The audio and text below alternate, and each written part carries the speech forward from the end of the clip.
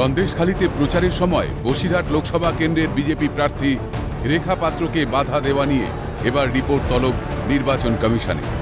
Report তলব করা হলো জেলা নির্বাচনী আধিকারিক এবং জেলা শাসকের কাছে।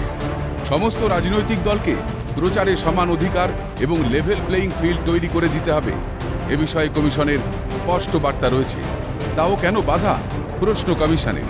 কি ঘটেছে, কেন ঘটেছে, কারা ঘটিয়েছে, অবিলম্বে তার রিপোর্ট দিতে হবে জেলা প্রশাসনকে, নির্দেশ কমিশনের।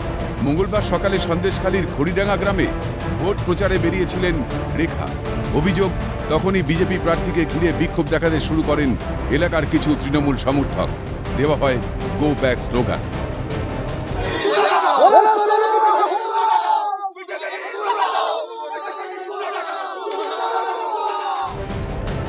প্রসঙ্গত, সন্দেশখালীর প্রতিবাদী মুখ রেখাকে বিজেপি প্রার্থী করার পরও এ নিয়ে অসন্তোষ প্রকাশ করতে দেখা গিয়েছিল কিছু মহিলাকে।